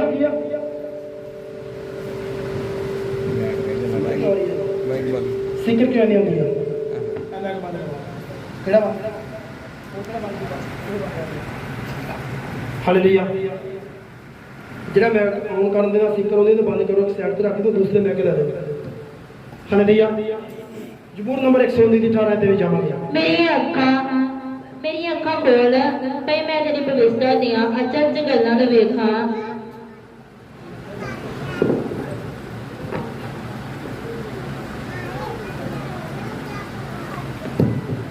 ਦੁਬਾਰਾ ਰਿਪੀਟ ਕਰੋ। ਮੇਰੀ ਅੱਖਾਂ ਖੋਲ ਭਈ ਮੈਂ ਤੇਰੀ ਪਵਿੱਤਰਤਾ ਦੀਆਂ ਅਚਰਜ ਗੱਲਾਂ ਨੂੰ ਵੇਖਾਂ। ਬਸ ਹੌਸਲੇ ਨਾਲ, ਸਾਨੂੰ ਜਲਦੀ ਨਹੀਂ, ਅੱਜ ਅਸੀਂ ਫ੍ਰੀ ਆ ਸਾਰੇ। ਹਾਲੇਲੂਇਆ। ਕਿੰਨੇ ਫ੍ਰੀ ਆ ਸਾਰੇ? ਕਿੰਨੇ ਅੱਜ ਦਾ ਦਿਨ ਰੱਬ ਦੇ ਨਾਮ ਤੇ ਲਾਉਂਦੇ ਆ? ਹੱਥ ਖੜਾ ਕਰਕੇ ਦੱਸ ਦਿਓ। Very good. ਅੱਜ ਦਾ ਦਿਨ ਹੀ ਸਾਡਾ ਰੱਬ ਦਾ ਆ। ਅੱਜ ਸਾਡਾ ਸੰਡੇ ਸਕੂਲ ਆ। ਹਾਲੇਲੂਇਆ। ਸਕੂਲਾਂ ਦੇ ਵਿੱਚ ਬੱਚੇ ਜਾਂਦੇ ਆ, ਬੇਫਿਕਰ ਹੋ ਕੇ ਪੜ੍ਹਦੇ ਆ। ਸਵੇਰੇ 8 ਵਜੇ ਤੋਂ ਜਾਂ 7 ਵਜੇ ਤੋਂ ਕਲਾਸਾਂ ਸ਼ੁਰੂ ਹੋ ਜਾਂਦੀਆਂ ਨੇ, 2 ਵਜੇ ਤੱਕ ਪੜ੍ਹਦੇ ਰਹਿੰਦੇ ਆ। ਉੱਥੇ ਕੋਈ ਇਹ ਨਹੀਂ ਕਹਿੰਦਾ ਵੀ ਮੈਂ ਅੱਧਾ ਘੰਟਾ ਪੜ੍ਹ ਕੇ ਤੇ ਦੌੜ ਕੇ ਜਾ ਕੇ ਪੱਠੇ ਪਾਵਾਂ। ਉੱਥੇ ਕੋਈ ਕੁੜੀ ਵਿਚਾਰੀ ਬੀਬੀ ਰਾਣੀ ਇਹ ਨਹੀਂ ਕਹਿੰਦੀ ਭਾਈ ਮੈਡਮ ਜੀ ਠਹਿਰੋ 2 ਮਿੰਟ, ਮੈਨੂੰ ਅੱਧਾ ਘੰਟਾ ਹੋ ਗਿਆ ਬੈਠੀ ਨੂੰ, ਮੈਂ ਦੌੜ ਕੇ 2-4 ਫੁਲਕੇ ਲਾਵਾਂ ਜਾਂ ਬਰਤਨ ਸਾਫ਼ ਕਰਨ ਵਾਲੇ ਨੂੰ ਸਾਫ਼ ਕਰਕੇ ਆ ਜਾਵਾਂ। ਉਹ ਕਲਾਸਾਂ ਰੋਜ਼ ਲੱਗਦੀਆਂ ਔਰ ਸਾਡੇ ਰੱਬ ਦੀ ਕਲਾਸ ਹਫ਼ਤੇ ਬਾਅਦ 1 ਦਿਨ ਲੱਗਦੀ ਆ। ਹਾਲੇਲੂਇਆ। ਜਦੋਂ ਅਸੀਂ ਬਾਹਰ ਪ੍ਰਚਾਰ ਕਰਦੇ ਆ ਨਾ ਜਾ ਕੇ ਬਾਹਰੀ ਬਾਤਾਂ ਦੇ ਵਿੱਚ, ਕਈ ਵਾਰੀ ਅਸੀਂ ਜਾ ਕੇ ਉੱਥੇ ਚੰਗਿਆਈ ਦਾ ਪ੍ਰਚਾਰ ਦਿੰਦੇ ਆ, ਚੰਗਿਆਈ ਦਾ ਪ੍ਰਚਾਰ ਦਿੰਦੇ ਆ ਜਾਂ ਖੁਸ਼ਖਬਰੀ ਸੁਣਾਉਂਦੇ ਆ। ਜਿਨ੍ਹਾਂ ਲੋਕਾਂ ਨੇ ਅਜੇ ਤੱਕ ਤੋਬਾ ਨਹੀਂ ਕੀਤੀ, ਭਾਈ ਤੋਬਾ ਕਰੋ, ਬਪਤਿਸਮਾ ਲਵੋ, ਤੁਹਾਡੇ ਲਈ ਖੁਸ਼ੀ ਦੀ ਗੱਲ ਆ, ਤੁਹਾਡੇ ਲਈ ਮੁਕਤੀ ਦਾ ਰਸਤਾ ਖੁੱਲ੍ਹ ਗਿਆ। ਪਰ ਜਦੋਂ ਅਸੀਂ ਚਰਚ ਵਿੱਚ ਆ ਜਾਂਦੇ ਆ ਤਾਂ ਇੱਥੇ ਸਿੱਖਿਆ ਦਿੱਤੀ ਜਾਂਦੀ ਆ, ਇੱਥੇ ਖੁਸ਼ਖਬਰੀ ਘੱਟ ਸੁਣਾਈ ਜਾਂਦੀ ਆ। ਹਾਲੇਲੂਇਆ। ਕਿਉਂ ਘੱਟ ਸੁਣਾਈ ਜਾਂਦੀ ਆ? ਕਿਉਂਕਿ ਅਸੀਂ ਸਾਰੇ ਚੁਣੇ ਹੋਏ ਆ। ਧੰਨ ਹੈ ਉਹ ਜਿਸ ਨੂੰ ਤੂੰ ਚੁਣ ਲੈਣਾ। ਤਾਂ ਇੱਥੇ ਆਣ ਕੇ ਸਾਨੂੰ ਸਿੱਖਿਆ ਮਿਲਦੀ ਆ, ਇੱਥੇ ਆਣ ਕੇ ਸਾਨੂੰ ਖੁਸ਼ਖਬਰੀ ਘੱਟ ਮਿਲਦੀ ਆ, ਪ੍ਰਚਾਰ ਸਾਨੂੰ ਚੰਗਿਆਈ ਦਾ ਜਾਂ ਦੂਸਰਾ ਤੀਸਰਾ ਘੱਟ ਮਿਲਦਾ ਆ। ਇੱਥੇ ਸਾਨੂੰ ਇਸ ਤਰ੍ਹਾਂ ਦਾ ਵਚਨ ਮਿਲਦਾ ਆ ਜਿਹਦੇ ਨਾਲ ਅਸੀਂ ਅੰਦਰ ਤੋਂ ਤਕੜੇ ਹੋਈਏ, ਅੰਦਰ ਤੋਂ ਸਾਡੀ ਸ਼ਕਤੀ ਵੱਧਦੀ ਜਾਵੇ, ਦਿਨ ਪ੍ਰਤੀ ਦਿਨ ਵੱਧਦੀ ਜਾਵੇ। ਅੱਜ ਅਸੀਂ ਦੋ ਤਰੀਕਿਆਂ ਦਾ ਪ੍ਰਚਾਰ ਲੈਣਾ ਆ, ਇੱਕ ਕਲੀਸਿਆ ਦਾ ਤੇ ਇੱਕ ਸੇਵਕਾਂ ਦਾ, ਜਿਨ੍ਹਾਂ ਵਿੱਚ ਮੈਂ ਵੀ ਹਾਂ। ਔਰ ਮੇਰਾ ਵੀ ਮਨ ਕੀਤਾ ਕਿ ਮੈਂ ਆਪਣੇ ਤੇ ਵੀ ਪ੍ਰਚਾਰ ਕਰਾਂ। ਹਾਲੇਲੂਇਆ। ਔਰ ਸਾਡੇ ਨਾਲ ਇੱਕ ਹੋਰ ਵੀ ਪਾਸਟਰ ਆ, ਇਹ ਵੀ ਪਾਸਟਰ ਨੇ, ਐਲਡਰ ਨੇ, ਥੋੜੇ ਸਮੇਂ ਬਾਅਦ ਪਾਸਟਰ ਬਣਨਗੇ, ਜ਼ਰੂਰ ਬਣਨਗੇ। ਆਮੀਨ। ਹਾਲੇਲੂਇਆ। ਅਸੀਂ 2 ਤਰੀਕੇ ਦਾ ਜਿਸ ਜਗ੍ਹਾ ਦੇ ਉੱਤੇ ਆਤਮਿਕ ਭੋਜਨ ਖਾ ਰਹੇ ਹਾਂ, ਤਾਂ ਪਰਮੇਸ਼ਰ ਦੀ ਬਾਣੀ ਦੇ ਵਿੱਚ ਜ਼ਬੂਰ ਨੰਬਰ 119 ਦੇ 18 ਦੇ ਵਿੱਚ ਦੱਸਿਆ ਗਿਆ, ਹੇ ਪਰਮੇਸ਼ਰ ਮੇਰੀਆਂ ਆਤਮਿਕ ਅੱਖਾਂ ਨੂੰ ਖੋਲ। ਹਾਂਜੀ, ਮੇਰੀਆਂ ਅੱਖਾਂ ਖੋਲ, ਮੇਰੀਆਂ ਅੱਖਾਂ ਖੋਲ ਭਈ ਮੈਂ ਤੇਰੀ ਭਵਿਸ਼ਤਾ ਦੀਆਂ ਅਚਰਜ ਗੱਲਾਂ ਨੂੰ ਵੇਖਾਂ, ਭਾਈ ਮੈਂ ਤੇਰੇ ਕਲਾਮ ਦੀਆਂ ਅਚਰਜ ਗੱਲਾਂ ਨੂੰ ਵੇਖ ਸਕਾਂ। ਹਾਲੇਲੂਇਆ। ਹਾਲੇਲੂਇਆ। ਤੇ ਜਿਹੜੇ ਥੰਮ ਦੇ ਮਗਰ ਬੈਠੇ ਇੱਧਰ ਸਾਹਮਣੇ ਆ ਜਾਓ, ਲੋਕੇ ਨਾ ਬੈਠੋ। ਮੈਨੂੰ ਨਾ ਸਿਦਕ ਜਿਹਾ ਨਹੀਂ ਆਉਂਦਾ, ਪੰਜਾਬੀ ਚ ਸਿਦਕ ਕਹਿੰਦੇ ਆ। ਹਾਲੇਲੂਇਆ। ਜਿੰਨਾ ਚਿਰ ਸਾਰੀ ਕਲੀਸਿਆ ਨੂੰ ਦੇਖਦੇ ਕਿ ਗੱਲ ਨਾ ਕਰਾਂ, ਪ੍ਰਚਾਰ ਨਾ ਕਰਾਂ, ਤਾਂ ਮੈਨੂੰ ਸਿਦਕ ਜਿਹਾ ਨਹੀਂ ਆਉਂਦਾ। ਹਾਲੇਲੂਇਆ। ਹਾਲੇਲੂਇਆ। ਤਾਂ ਪਰਮੇਸ਼ਰ ਦਾ ਵਚਨ ਕਹਿੰਦਾ ਆ, ਦਾਊਦ ਨਬੀ ਕਹਿ ਰਿਹਾ, ਹੇ ਪਰਮੇਸ਼ਰ ਮੇਰੀਆਂ ਅੱਖਾਂ ਨੂੰ ਖੋਲ, ਮੈਂ ਤੇਰੀਆਂ ਚਰਚ ਗੱਲਾਂ ਨੂੰ ਦੇਖ ਸਕਾਂ। ਹਾਲੇਲੂਇਆ। ਸਰਬ ਹਾਲੇਲੂਇਆ। ਸਾਨੂੰ ਰੱਬ ਦੇ ਅੱਗੇ ਦੁਆ ਕਰਨ ਦੀ ਲੋੜ ਆ। ਕਈ ਕਹਿੰਦੇ ਮੈਨੂੰ ਵਚਨ ਸਮਝ ਨਹੀਂ ਆਉਂਦਾ, ਮੈਨੂੰ ਵਚਨ ਹੀ ਨਹੀਂ ਪੜਿਆ ਜਾਂਦਾ, ਮੇਰੇ ਕੋਲ ਦੁਆ ਹੀ ਨਹੀਂ ਹੁੰਦੀ। ਮੈਂ ਕਹਿੰਦਾ ਤੁਸੀਂ ਦੁਆ ਜੇ ਤੱਕ ਉਸ ਤਰੀਕੇ ਨਾਲ ਨਹੀਂ ਕਰਦੇ ਜਿੱਦਾਂ ਪਰਮੇਸ਼ਰ ਜੀ ਚਾਹੁੰਦੇ ਆ। ਪਰਮੇਸ਼ਰ ਅਲੱਗ ਤਰੀਕੇ ਦੇ ਨਾਲ ਸਾਨੂੰ ਵਧਾਉਣਾ ਚਾਹੁੰਦੇ ਆ, ਅਸੀਂ ਆਪਣੇ ਤਰੀਕੇ ਨਾਲ ਵਧਣ ਦੀ ਕੋਸ਼ਿਸ਼ ਕਰਦੇ ਆ। ਪਰਮੇਸ਼ਰ ਦਾ ਵਚਨ ਕਹਿੰਦਾ, ਤੂੰ ਦੁਆ ਕਰ, ਮੇਰੀਆਂ ਅੱਖਾਂ ਨੂੰ ਖੋਲ, ਮੈਂ ਤੇਰੀਆਂ ਚਰਚ ਗੱਲਾਂ ਨੂੰ ਦੇਖ ਸਕਾਂ। ਹੁਣ ਅਸੀਂ ਵਿਵਸਥਾ ਦੇ ਵਿੱਚ 29 ਦੀ 29 ਅੱਧ ਵਿੱਚ ਪੜ੍ਹਦੇ ਆ, ਤਾਂ ਉਸ ਜਗ੍ਹਾ ਦੇ ਉੱਤੇ ਵਿਵਸਥਾ ਸਾਹਿਬ ਦੇ ਵਿੱਚ ਲਿਖਿਆ ਗਿਆ, ਭਾਈ ਗੁਪਤ ਗੱਲਾਂ ਸਾਡੇ ਪਰਮੇਸ਼ਰ ਦੀਆਂ ਹਨ ਤੇ ਜਿਹੜੀਆਂ ਖੁੱਲ ਗਈਆਂ ਉਹ ਸਾਡੀਆਂ ਹਨ। ਹਾਲੇਲੂਇਆ। ਅਸੀਂ ਪਰਮੇਸ਼ਰ ਦੇ ਅੱਗੇ ਦੁਆ ਕਰਨੇ ਆ, ਦੁਆ ਕਰਨ ਦੇ ਨਾਲ ਭੇਤ ਖੁੱਲਦੇ ਆ, ਦੁਆ ਕਰਨ ਦੇ ਨਾਲ ਭੇਤ ਖੁੱਲਦੇ ਆ। ਤੁਸੀਂ ਗੁੱਟਨੇ ਟੇਕ ਟੇਕ ਕੇ ਦੁਆਵਾਂ ਕਰਨੀਆਂ ਨੇ, ਭੇਤ ਖੁੱਲਣਗੇ, ਭੇਤ ਖੁੱਲਣਗੇ ਤੇ ਰੱਬ ਸਾਨੂੰ ਬਰਕਤ ਦੇਵੇਗਾ। ਭੇਤ ਖੁੱਲਣਗੇ ਤੇ ਅਸੀਂ ਉਹਦੀ ਹੈਕਲ ਦੀ ਭਲਾਈ ਨਾਲ ਤ੍ਰਿਪਤ ਹੋਵਾਂਗੇ। ਤੇ ਜੇ ਅਸੀਂ ਫਾਰਮੈਲਿਟੀ ਪੂਰੀ ਕੀਤੀ, ਮਨੋਰੰਜਨ ਕਰਨ ਵਾਸਤੇ ਆ ਗਏ, ਚਲੋ ਐਤਵਾਰ ਨੂੰ 2-3 ਘੰਟੇ ਜਾ ਕੇ ਮਨੋਰੰਜਨ ਕਰਾਈਏ, ਤਾੜੀਆਂ ਤੂੜੀਆਂ ਵਜਾਈਏ, ਗੀਤ ਭਜਨ ਗਾਈਏ, ਉੱਥੇ ਜਾ ਕੇ ਸਾਰਿਆਂ ਨੂੰ ਮਿਲ ਗਿਲ ਕੇ ਹਾਲ ਚਾਲ ਪੁੱਛਾਈਏ, ਜਾਂ ਆਪਣੇ ਰਿਸ਼ਤੇਦਾਰਾਂ ਦੇ ਤਰੀਕੇ ਨਾਲ ਚਲੇ ਜਾਈਏ ਵੀ ਚਲੋ ਜਾ ਕੇ ਨਾਲੇ ਮਾਂ ਨੂੰ ਮਿਲ ਆਉਂਦੇ ਆ, ਨਾਲੇ ਕਹਿੰਦੇ ਦੇਵੀ ਦਾ ਕੀ ਕਹਿੰਦੇ ਦਰਸ਼ਨ ਦੇ ਨਾਲੇ ਆਪਣਾ ਵਪਾਰ। ਹਾਲੇਲੂਇਆ। ਤਾਂ ਇਸ ਤਰੀਕੇ ਦੇ ਨਾਲ ਨਹੀਂ ਗੱਲ ਬਣਨੀ। ਹਾਂਜੀ ਹਾਂ, ਮੈਂ ਕੁਝ ਗੱਲਾਂ ਨੂੰ ਚੇਂਜ ਕਰਕੇ ਬੋਲਣਾ, ਕੁਝ ਸ਼ਬਦ ਮੈਨੂੰ ਬੋਲਣ ਦੇ ਵਿੱਚ ਸਹੀ ਨਹੀਂ ਲੱਗਦੇ, ਮੈਂ ਉਹਨੂੰ ਥੋੜਾ ਚੇਂਜ ਕਰ ਦਾਂਗਾ। ਹਾਲੇਲੂਇਆ। ਹਾਲੇਲੂਇਆ। ਸਾਨੂੰ ਦੁਆ ਕਰਨ ਦੀ ਜ਼ਰੂਰਤ ਆ ਕਿ ਮੇਰੇ ਪਰਮੇਸ਼ਰ ਮੇਰੀ ਅੱਖਾਂ ਨੂੰ ਖੋਲ। ਰੋਜ਼ਾ ਰੱਖ ਕੇ ਬੈਠੀਏ, ਪਰਮੇਸ਼ਰ ਮੇਰੀ ਅੱਖਾਂ ਨੂੰ ਖੋਲ, ਮੈਂ ਤੇਰੀਆਂ ਗੱਲਾਂ ਨੂੰ ਸੁਣ ਸਕਾਂ, ਸਮਝ ਸਕਾਂ ਔਰ ਉਹਨਾਂ ਤੇ ਮੈਂ ਚੱਲ ਸਕਾਂ। ਤਾਂ ਪਰਮੇਸ਼ਰ ਦਾ ਵਚਨ ਕਹਿੰਦਾ, ਫਿਰ ਪਰਮੇਸ਼ਰ ਜਦੋਂ ਸਾਡੀਆਂ ਦੁਆਵਾਂ ਨੂੰ ਸੁਣਦੇ ਆ ਨਾ, ਫਿਰ ਸਾਡੇ ਤੇ ਆਪਣੇ ਭੇਤ ਖੋਲ ਦਿੰਦੇ ਆ। ਜਿੰਨਾ ਚਿਰ ਅਸੀਂ ਦੁਆ ਨਹੀਂ ਕਰਦੇ ਉਹਨਾਂ ਚਿਰ ਭੇਤ ਨਹੀਂ ਖੁੱਲਦੇ। ਭਾਵੇਂ ਅਸੀਂ ਜਿੰਨੀ ਮਰਜ਼ੀ ਰੌਲੀ ਪਾਉਂਦੇ ਰਹੀਏ, ਪਰਮੇਸ਼ਰ ਮੇਰੇ ਨਾਲ ਗੱਲ ਨਹੀਂ ਕਰਦੇ। ਇੰਨੇ ਚਿਰ ਤੋਂ ਮੈਂ ਚਰਚ ਜਾ ਰਿਹਾ, ਪਰਮੇਸ਼ਰ ਮੇਰੇ ਨਾਲ ਗੱਲ ਨਹੀਂ ਕਰਦੇ। ਪਰਮੇਸ਼ਰ ਜੀ ਕੀ ਕਹਿੰਦੇ ਆ, ਉਹ ਉਹ ਆਪਣੀ ਹੈਕਰ ਦੀ ਭਲਾਈ ਨਾਲ ਤ੍ਰਿਪਤ ਕਰਦੇ ਆ। ਅਸੀਂ ਹੈਕਰ ਦੇ ਵਿੱਚ ਸਮਾਂ ਬਤੀਤ ਨਹੀਂ ਕਰਨਾ ਚਾਹੁੰਦੇ। ਮੈਂ ਵਿੱਚ ਪੁੱਛਿਆ ਸੀ ਕਿੰਨੇ ਆ ਜਿਹੜੇ ਪਰਮੇਸ਼ਰ ਨੂੰ ਜਾਣਦੇ ਤੇ ਸਮਝਦੇ ਆ, ਪਰਮੇਸ਼ਰ ਜੀ ਦੀ ਕੀ ਮਨਸਾ ਆ, ਇਸ ਉੱਤੇ ਅਸੀਂ ਗੌਰ ਕਰਨੀ ਆ। ਪਰਮੇਸ਼ਰ ਦੀ ਕੀ ਮਨਸਾ ਆ, ਇੱਕ ਔਰਤ ਦੀ ਜ਼ਿੰਦਗੀ ਵਿੱਚ ਇੱਕ ਆਦਮੀ ਦੀ ਕੀ ਮਨਸਾ, ਇਹ ਮੇਰੀ ਆਗਿਆ ਕਰ ਰਵੇ। ਇੱਕ ਔਰਤ ਦੇ ਜੀਵਨ ਦੇ ਵਿੱਚ ਆਪਣੇ ਆਦਮੀ ਪ੍ਰਤੀ ਕੀ ਮਨਸਾ, ਇਹ ਮੇਰੀ ਆਗਿਆਕਾਰੀ ਵਿੱਚ ਰਹੇ। ਇੱਕ ਰਿਸ਼ਤਾ ਆ, ਵਫਾਦਾਰੀ ਵਿੱਚ ਰਹੇ। ਹਾਲੇਲੂਇਆ। तो एक दूसरे ਨੂੰ ਜਾਣਦੇ ਆ, ਸਮਝਦੇ ਆ, ਫਿਰ ਜਾ ਕੇ ਜ਼ਿੰਦਗੀ ਚੱਲਦੀ ਆ। ਨਹੀਂ ਤੇ ਫਿਰ ਵੀ ਵਿੱਚ ਗੜਬੜ ਪੈਂਦੀ ਰਹਿੰਦੀ ਆ। ਕਦੀ ਦੂਜਾ ਖੱਬਾ ਟਾਇਰ ਪੈਂਚਰ ਹੋ ਜਾਂਦਾ, ਕਦੀ ਸੱਜਾ ਟਾਇਰ ਪੈਂਚਰ ਹੋ ਜਾਂਦਾ, ਕਦੀ ਉਧਰ ਦੀ ਗਰਾਰੀਆਂ ਅੜਨ ਲੱਗ ਗਈਆਂ, ਕਦੀ ਉਧਰ ਦੀਆਂ ਅੜਨ ਲੱਗ ਗਈਆਂ। Hallelujah, hallelujah. ਤੇ ਪਰਮੇਸ਼ਰ ਕਹਿੰਦਾ ਕਿਹੜਾ ਮੈਨੂੰ ਜਾਣਦਾ ਤੇ ਸਮਝਦਾ ਹੈ ਮੈਂ ਕੀ ਚਾਹੁੰਦਾ ਆ। ਮੈਂ ਤੁਹਾਡਾ ਆਤਮਿਕ ਪਤੀ ਆ, ਮੈਂ ਕੀ ਚਾਹੁੰਦਾ ਆ। ਹਾਲੇਲੂਇਆ। ਅੱਜ ਜਿਹੜੀਆਂ ਭੈਣਾਂ ਇੱਥੇ ਸ਼ਾਦੀशुदा ਬੈਠੀਆਂ ਨੇ, ਉਹਨਾਂ ਨੂੰ ਹਰ ਗੱਲ ਦੇ ਵਿੱਚ ਆਪਣੇ ਪਤੀ ਦਾ ਚੇਤਾ ਹੁੰਦਾ ਹੈ। ਕੋਈ ਚੀਜ਼ ਖਰੀਦਣੀ ਆ, ਪਹਿਲੇ ਨੰਬਰ ਤੇ ਪਤੀ ਦਾ ਚੇਤਾ ਆ ਜਾਂਦਾ, ਪਹਿਲੇ ਦੀ ਸਲਾਹ ਲੈਣੀ ਚਾਹੀਦੀ ਆ। ਇਸ ਤਰ੍ਹਾਂ ਨਾ, ਹਾਲੇਲੂਇਆ। ਕੋਈ ਵੀ ਕੰਮ ਕਰਨਾ ਆ, ਪਹਿਲੇ ਮੈਂ ਫਲਾਣੇ ਦੇ ਪਾਪੇ ਨੂੰ ਪੁੱਛਾਂਗੀ, ਛੋਟੂ ਦੇ ਡੈਡੀ ਨੂੰ ਜਾਂ ਬਿੱਟੂ ਦੇ ਡੈਡੀ ਨੂੰ ਜਾਂ ਸਿੰਪੀ ਦੇ ਡੈਡੀ ਨੂੰ, ਕੋਈ ਵੀ ਹੋਵੇ। ਹਾਲੇਲੂਇਆ। ਮੈਂ ਪਹਿਲੇ ਉਹਦੀ ਸਲਾਹ ਲਵਾਂਗੀ। ਇੱਥੋਂ ਤਾਂ ਹੋਰ ਤੇ ਹੋਰ, ਜੇ ਕਿਤੇ ਜਾਣਾ ਤਾਂ ਵੀ ਕਹਿੰਦੀ ਮੈਂ ਉਹਦੀ ਪਹਿਲੇ ਸਲਾਹ ਲਵਾਂਗੀ। ਪਰਮੇਸ਼ਰ ਦੇ ਪਿਆਰਿਓ, ਇਹ ਪੁਰਾਣੇ ਸਮੇਂ ਦੀ ਗੱਲ ਆ। ਛੋਟੂ ਦਾ ਡੈਡੀ ਤੇ ਵੱਡੇ ਦਾ ਡੈਡੀ, ਹੁਣ ਤਾਂ ਸਿੱਧੀਆਂ ਕਹਿੰਦੀਆਂ ਨੇ ਗਿਆ ਨਾਂ ਲੈ ਕੇ ਸਿੱਧੀਆਂ ਕਹਿੰਦੀਆਂ। ਕੀ ਕਹਿੰਦੀਆਂ ਨੇ? ਕਿਹਦਾ ਨਾਂ ਲੈ ਰਿਹਾ ਹੁਣ? Hallelujah, hallelujah. ਨਾਂ ਨਹੀਂ ਲੈਣਾ, ਕੋਈ ਗੁੱਸਾ ਕਰ ਜਾਏਗਾ। ਅਸੀਂ ਸਾਰੇ ਜਾਣਦੇ ਹਾਂ, ਔਰਤ ਉਹਦਾ ਨਾਂ ਲੈ ਰਹੀ ਆ ਤੇ ਆਦਮੀ ਉਹਨੂੰ ਕੀ ਕਹਿ ਰਿਹਾ? ਮੈਡਮ ਜੀ। ਮੈਂ ਹੱਦ ਹੋ ਗਈ ਆ। ਜੇ ਅਸੀਂ ਇਸ ਟੌਪਿਕ ਤੇ ਚਲੇ ਜਾਈਏ ਨਾ, ਤਾਂ ਬਾਣੀ ਵਿੱਚ ਲਿਖਿਆ ਭਾਈ ਸਾਰਾ ਜਿਹੜੀ ਸੀ ਤੁਹਾਡੀ ਮਾਂ ਸੀ। ਔਰਤਾਂ ਨੂੰ ਦੱਸਿਆ ਗਿਆ ਸਾਰਾ ਜਿਹੜੀ ਸੀ ਤੁਹਾਡੀ ਮਾਂ ਸੀ, ਜਿਹੜੀ ਆਪਣੇ ਪਤੀ ਨੂੰ ਸਵਾਮੀ ਕਹਿ ਕੇ ਬੁਲਾਉਂਦੀ ਸੀ। ਅੱਜ ਸਿਸਟਮ ਉਲਟਾ ਜਿਹਾ ਹੋ ਗਿਆ ਹੈ। ਉਹ ਇਸ ਤਰ੍ਹਾਂ ਆਵਾਜ਼ ਮਾਰਦੇ ਆ ਜਿੱਦਾਂ ਕਿ ਆਪਣੇ ਵੱਡੇ ਮੁੰਡੇ ਨੂੰ ਆਵਾਜ਼ ਮਾਰੀ ਦੀ ਆ। ਤਾਂ ਪਰ ਫਿਰ ਵੀ ਮੈਨੂੰ ਪਤਾ ਆ ਕੁਝ ਭੈਣਾਂ ਇਸ ਤਰ੍ਹਾਂ ਦੀਆਂ ਹੈਗੀਆਂ ਨੇ ਜਿਹੜੇ ਆਪਣੇ ਪਤੀ ਦਾ ਨਾਂ ਨਹੀਂ ਲੈਂਦੀਆਂ। ਉਹ ਕਹਿੰਦੀਆਂ ਨੇ ਮੈਂ ਉਹਦਾ, ਉਹ ਹਰ ਗੱਲ 'ਚ ਖਿਆਲ ਰੱਖਦੀਆਂ ਨੇ, ਸਮਝਦੀਆਂ ਨੇ, ਜਾਣਦੀਆਂ ਨੇ। ਕਹਿੰਦੀਆਂ ਭੈਣਾਂ ਨੇ, ਭਾਈ ਵੀ, ਭਾਈਆਂ ਵਾਸਤੇ ਵੀ ਆ। ਜਦੋਂ ਵੀ ਕੋਈ ਕਾਰੋਬਾਰ ਆ, ਕੋਈ ਵੀ ਚੀਜ਼ ਖਰੀਦਣੀ ਆ, ਕੋਈ ਵੇਚਣੀ ਆ, ਕੁਝ ਭਾਈ ਕਹਿੰਦੇ ਜਿੱਥੇ ਮੈਂ ਆ ਤੇ ਮੈਂ ਆ, ਦੂਜੇ ਤੇ ਕੌਣ ਆ ਬਈ? ਜੋ ਮੈਂ ਕਹਿਤਾ ਸੋ ਕਹਿਤਾ। ਮੈਂ ਕਿਹਾ ਜੋ ਤੂੰ ਕਹਿਤਾ ਨਾ ਤਾਂ ਤੇਰੇ ਤੇ ਖਤਰਾ ਆ। ਹਾਲੇਲੂਇਆ। ਪਰਮੇਸ਼ਰ ਨੂੰ ਕੀ ਲੋੜ ਸੀ ਜੋੜਾ ਬਣਾਉਣ ਦੀ? ਪਰਮੇਸ਼ਰ ਨੂੰ ਕੀ ਲੋੜ ਸੀ ਜੋੜਾ ਬਣਾਉਣ ਦੀ? ਜੋ ਮੈਂ ਕਹਿਤਾ ਸੋ ਕਹਿਤਾ ਜੀ। ਭਾਵੇਂ ਕੋਈ ਮਰੇ ਤੇ ਕੋਈ ਜੀਵੇ ਤੇ ਖੁਸਰਾ ਭੋਲ ਪਤਾਸੇ। ਇਸ ਤਰ੍ਹਾਂ ਜ਼ਿੰਦਗੀ ਨਹੀਂ ਹੈ ਸਫਰ ਹੁੰਦੀ। ਭਾਈ ਲੋਕ ਵੀ ਬੜੇ ਹੈਗੇ ਨੇ ਜਿਹੜੇ ਸੂਝਵਾਨ ਨੇ, ਕੋਈ ਵੀ ਚੀਜ਼ ਲੈਂਦੇ ਆ, ਖਰੀਦਦੇ ਆ, ਦਿੰਦੇ ਆ, ਲਿਆਉਂਦੇ ਆ।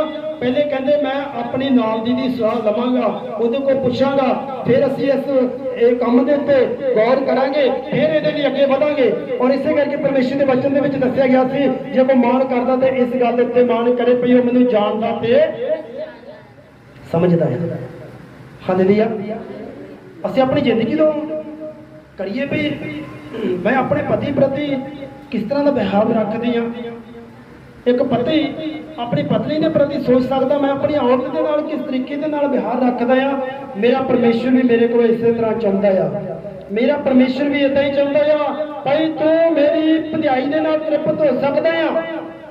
ਜਿੰਨਾ ਚਿਰ ਮੈਂ ਤੈਨੂੰ ਭਲਾਈ ਨਾ ਬਖਸ਼ਾਂ ਤੂੰ ਉਹਨਾਂ ਚਿਰ ਤ੍ਰਿਪਤ ਨਹੀਂ ਹੋ ਸਕਦਾ। ਤ੍ਰਿਪਤ ਕੀ ਹੁੰਦਾ ਜੀ? ਠੰਡਾ ਕਰ ਦੇਣਾ, ਸ਼ਾਂਤ ਕਰ ਦੇਣਾ। ਜਿੱਥੇ ਅੱਗ ਲੱਗੀ ਆ ਉਹਨੂੰ, ਉਹ ਗਰਮੀ ਨੂੰ ਖਤਮ ਕਰਨ ਦੇ ਲਈ ਪਾਣੀ ਦੀ ਜ਼ਰੂਰਤ ਆ। ਅਗਰ ਕਿਸੇ ਨੂੰ ਪਿਆਸ ਲੱਗੀ ਆ ਉਹਨੂੰ ਠੰਡਾ ਪਾਣੀ ਦਾ ਗਲਾਸ ਦਿੱਤਾ ਜਾਵੇ ਤੇ ਕਹਿੰਦਾ ਤੂੰ ਮੇਰੇ ਮਨ ਨੂੰ ਸ਼ਾਂਤ ਕਰ ਦਿੱਤਾ, ਤ੍ਰਿਪਤ ਕਰ ਦਿੱਤਾ। ਹਾਲੇਲੂਇਆ। ਤੋ ਸਾਨੂੰ ਪਰਮੇਸ਼ਰ ਜੀ ਦੀ ਇਬਾਦਤ ਦੇ ਵਿੱਚ ਕੇਵਲ ਤੇ ਕੇਵਲ ਇਹ ਬੈਠਣਾ ਹੀ ਕਾਫੀ ਨਹੀਂ ਵੀ ਆ ਕੇ ਬੈਠ ਗਏ, ਹਾਜ਼ਰੀ ਲਾ ਕੇ ਚਲੇ ਗਏ। ਪਰ ਪਰਮੇਸ਼ਰ ਜੀ ਦਾ ਵਚਨ ਵਸਦਾ ਆ, ਸਾਨੂੰ ਉਹਦੇ ਅੱਗੇ ਦੁਆ ਕਰਨ ਦੀ ਜ਼ਰੂਰਤ ਆ। ਇਹ ਮੇਰੇ ਪਰਮੇਸ਼ਰ ਮੇਰੀਆਂ ਅੱਖੀਆਂ ਨੂੰ ਖੋਲ, ਮੈਂ ਤੇਰੀ ਵਿਵਸਥਾ ਦੀਆਂ ਗੱਲਾਂ ਨੂੰ ਸਮਝ ਸਕਾਂ ਔਰ ਇਹਨਾਂ ਦੇ ਉੱਤੇ ਚੱਲ ਸਕਾਂ। ਔਰ ਵਿਵਸਥਾ ਸਾਹਿਬ ਦੇ ਵਿੱਚ ਦੱਸਿਆ ਗਿਆ ਕੁਝ ਗੱਲਾਂ ਪਰਮੇਸ਼ਰ ਸਾਡੇ ਤੇ ਖੋਲ ਦਿੰਦੇ ਆ ਔਰ ਕੁਝ ਗੱਲਾਂ ਗੁਪਤ ਰੱਖ ਲੈਂਦੇ ਆ। ਔਰ ਜਿਹੜੀਆਂ ਗੱਲਾਂ ਖੁੱਲ ਗਈਆਂ, ਭੇਦ ਖੁੱਲ ਗਏ, ਉਹ ਸਾਡੇ ਲਈ ਆ। ਤੇ ਜੇ ਸਾਡੇ ਲਈ ਆ ਤੇ ਫਿਰ ਪਰਮੇਸ਼ਰ ਦੀ ਮਹਿਮਾ ਕਰੀਏ। ਕੁਝ ਗੱਲਾਂ ਸਾਨੂੰ ਪਰਮੇਸ਼ਰ ਨੇ ਦੇ ਦਿੱਤੀਆਂ, ਪਰਮੇਸ਼ਰ ਨੇ ਭੇਦ ਦੇ ਦਿੱਤੇ। ਉਹ ਗੁਪਤ ਗੱਲਾਂ ਸੀ ਖੁੱਲ ਗਈਆਂ, ਸਾਨੂੰ ਬਰਕਤ ਮਿਲੀ। ਜਿੰਨਾ ਚਿਰ ਭੇਤ ਨਹੀਂ ਖੁੱਲਦਾ ਬਰਕਤ ਨਹੀਂ ਮਿਲਦੀ। ਹਾਲੇਲੂਇਆ। ਆਮੋਸ ਦੀ ਕਿਤਾਬ ਦੇ ਵਿੱਚ ਦੱਸਿਆ ਗਿਆ ਨਾ, ਸ਼ਾਇਦ 3 ਬਾਬ ਦੀ 7 ਦੇ ਵਿੱਚ, ਨਿਰਸੰਗ ਜਾਵਾ ਪਰਮੇਸ਼ਰ ਕੋਈ ਕੰਮ ਨਹੀਂ ਕਰਦਾ ਜਿੰਨਾ ਚਿਰ ਆਪਣੇ ਨਬੀ ਬੰਦੇ ਤੇ ਭੇਤ, ਤੇ ਜਿੰਨਾ ਚਿਰ ਸਾਡੇ ਤੇ ਭੇਤ ਨਹੀਂ ਖੁੱਲਦਾ ਕੰਮ ਨਹੀਂ ਹੁੰਦੇ। ਤੇ ਭੇਤ ਖੁੱਲਣ ਦਾ ਮਤਲਬ ਸਾਡੇ ਕੰਮ ਹੋ ਰਹੇ ਆ ਜੀ। ਜਦੋਂ ਸਾਡੇ ਕੰਮ ਹੋ ਰਹੇ ਆ ਤਾਂ ਫਿਰ ਸਾਨੂੰ ਇੱਕ ਇੱਕ ਗੱਲ ਦੇ ਲਈ ਰੱਬ ਦਾ ਸ਼ੁਕਰ ਕਰਨਾ ਚਾਹੀਦਾ ਆ, ਇੱਕ ਇੱਕ ਗੱਲ ਦੇ ਲਈ ਰੱਬ ਦਾ ਧੰਨਵਾਦ ਕਰਨਾ ਚਾਹੀਦਾ ਆ। ਫਿਰ ਤੁਸੀਂ ਦੱਸੋਗੇ ਹਾਂ ਹੁਣ ਤੇ ਮੇਰੀ ਦੁਆ 2 ਘੰਟੇ ਦੇ ਵੀ ਉੱਪਰ ਲੰਘ ਜਾਂਦੀ ਆ, ਮੈਨੂੰ ਤਾਂ ਸਮਝ ਹੀ ਨਹੀਂ ਆਉਂਦੀ ਮੈਂ ਕਿਹੜੀ ਕਿਹੜੀ ਗੱਲ ਦੇ ਲਈ ਰੱਬ ਦਾ ਧੰਨਵਾਦ ਕਰਾਂ। ਮੈਂ ਤੇ ਬੈਕ ਸਾਈਡ ਤੋਂ ਪਿੱਛੋਂ ਲੱਗ ਜਾਂਦਾ, ਇਹ ਤੋਂ ਲੈ ਕੇ ਜਿੱਥੋਂ ਮੇਰੀ ਜ਼ਿੰਦਗੀ ਸ਼ੁਰੂ ਹੋਈ ਸੀਗੀ, ਕਿਸ ਤਰੀਕੇ ਦੇ ਨਾਲ ਮੈਂ ਸੰਘਰਸ਼ ਦੇ ਵਿੱਚੋਂ ਦੀ ਲੰਘਿਆ, ਔਰ ਕਿੰਨਾ ਹਾਲਾਤਾਂ ਦੇ ਵਿੱਚੋਂ ਦੀ ਮੈਂ ਲੰਘਿਆ, ਕਿੰਨਾ ਲੋਕਾਂ ਨੂੰ ਰੱਬ ਨੇ ਮੇਰੇ ਲਈ ਖੜਾ ਕੀਤਾ, ਕਿੰਨਾ ਲੋਕਾਂ ਦੇ ਦੁਆਰਾ ਮੇਰੀ ਮਦਦ ਹੋਈ। ਫਿਰ ਮੈਂ ਜਾ ਕੇ ਅੱਜ ਤੁਰਦਾ ਇੱਥੇ ਤੱਕ ਪਹੁੰਚ ਗਿਆ। ਮੈਂ ਕਹਿੰਦਾ ਫਿਰ ਤੁਹਾਡੀ ਦੁਆ 2 ਘੰਟਿਆਂ ਤੋਂ ਉੱਪਰ ਲੰਘ ਜੇਗੀ। ਜਿਹੜੀ ਕਹਿੰਦੇ ਨਾ ਹਾਂ ਪਰਮੇਸ਼ਰ ਤੇਰਾ ਧੰਨਵਾਦ ਆ, ਸਾਰੀਆਂ ਭਲਾਈਆਂ ਦੇ ਵੀ ਤੇਰਾ ਧੰਨਵਾਦ ਆ, ਜੋ ਤੁਸੀਂ ਸਾਨੂੰ ਬਖਸ਼ ਦਿੱਤੀਆਂ ਨੇ ਸਾਰਿਆਂ ਨੇ ਤੁਹਾਡਾ ਲੱਖੋ ਲੱਖ ਧੰਨਵਾਦ, ਆਮੀਨ। ਫਿਰ ਕਹਿੰਦੇ ਜੀ ਸਾਰਾ ਕੁਝ ਤੇ ਹੋ ਗਿਆ।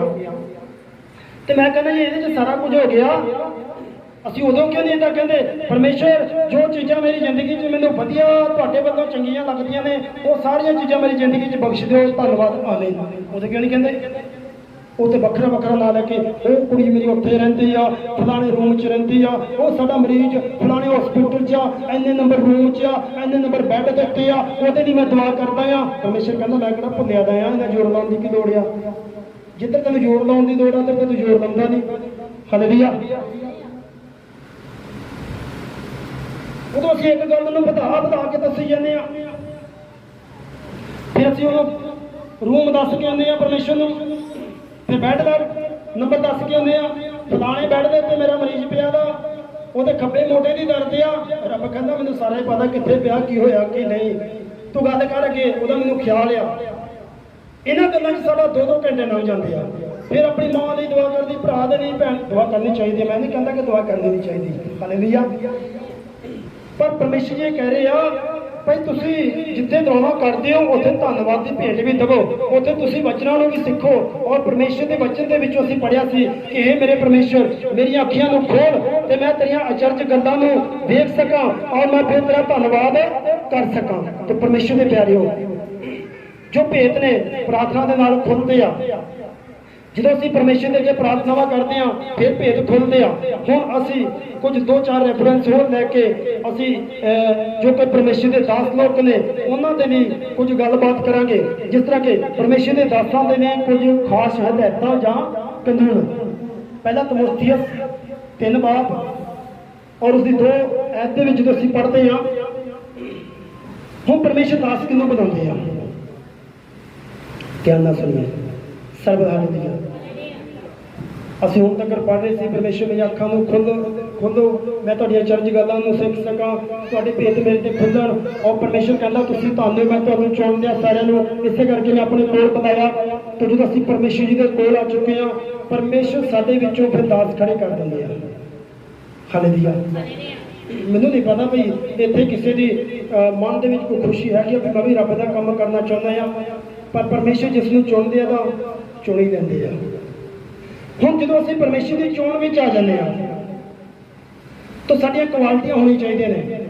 ਅਸਲ 'ਚ ਸਹੀ ਮਾਇਨੇ 'ਚ ਦੱਸਿਆ ਜਾਵੇ, ਜਿੰਨੇ ਅਸੀਂ ਰੱਬ ਦੀ ਹਜ਼ੂਰੀ ਵਿੱਚ ਆਉਂਦੇ ਹਾਂ, ਸਮਾਂ ਬਤੀਤ ਕਰਦੇ ਹਾਂ, ਅਸੀਂ ਸਾਰੇ ਰੱਬ ਦੇ ਦਾਸ ਹਾਂ। ਅਸੀਂ ਸਾਰੇ ਰੱਬ ਦੇ, ਜਦੋਂ ਪਰਮੇਸ਼ਰ ਦੀ ਆਵਾਜ਼ ਨੂੰ ਸੁਣ ਰਹੇ ਆ ਤਾਂ ਪਰਮੇਸ਼ਰ ਦੇ ਧੀਆਂ ਪੁੱਤਰ ਸੁਣਦੇ ਆ। ਇੱਕ ਬਾਪ ਜਦੋਂ ਸਮਝਾਉਂਦਾ ਤੇ ਆਪਣੇ ਬੱਚਿਆਂ ਨੂੰ ਸਮਝਾਉਂਦਾ, ਗੁਆਂਢੀ ਦੇ ਬੱਚਿਆਂ ਨੂੰ ਨਹੀਂ ਸਮਝਾਉਂਦਾ। ਤੁਸੀਂ ਆਪਣੇ ਘਰਾਂ ਵਿੱਚ ਬਹਿ ਕੇ ਆਪਣੇ ਬੱਚਿਆਂ ਨੂੰ ਸਮਝਾਉਂਦੇ ਹੋ, ਕਦੀ ਹਿੰਦੁਸਤਾਨ ਦੇ ਬੱਚਿਆਂ ਪਾਕਿਸਤਾਨ ਦੇ ਨੂੰ ਨਹੀਂ ਕਿਸੇ ਨੂੰ ਸਮਝਾਇਆ, ਸਿਰਫ ਆਪਣੇ ਨੂੰ ਸਮਝਾਉਂਦੇ। ਤਾਂ ਮੈਂ ਪਾਕਿਸਤਾਨ ਦਾ ਕਿਉਂ ਕਹਿ ਰਿਹਾ? ਬਗਾਨੇ। ਤੁਸੀਂ ਆਪਣੇ ਗੁਆਂਢੀ ਦੇ ਬੱਚਿਆਂ ਨੂੰ ਨਹੀਂ ਸਮਝਾਉਂਦੇ, ਤੁਸੀਂ ਕਿਸੇ ਆਪਣੇ ਰਿਸ਼ਤੇਦਾਰ ਦੇ ਬੱਚਿਆਂ ਨੂੰ ਨਹੀਂ ਆਣ ਕੇ ਤਾਰਦੇ। ਵੀ ਤੁਸੀਂ ਕਿਸੇ ਰਿਸ਼ਤੇਦਾਰ ਦੇ ਘਰ ਚਲੇ ਜਾਓ, ਬੱਚੇ ਸ਼ੈਤਾਨੀ ਕਰਦੇ, ਤੁਸੀਂ ਜਾ ਕੇ ਉਹਨਾਂ ਨੂੰ ਕੰਨੋਂ ਫੜ ਕੇ 2-3 ਮਾਰੋ ਕੰਨਾਂ ਤੇ। ਹਾਲੇਲੂਇਆ। ਨਹੀਂ ਹੋ ਸਕਦਾ ਤਾਂ ਤਾਂ ਪਰਮੇਸ਼ਰ ਕਿਹਨੂੰ ਸਮਝਾਉਂਦੇ ਤੇ ਸਿਖਾਉਂਦੇ ਆ? ਜਿਹਨਾਂ ਦੇ ਬੱਚੇ ਆ।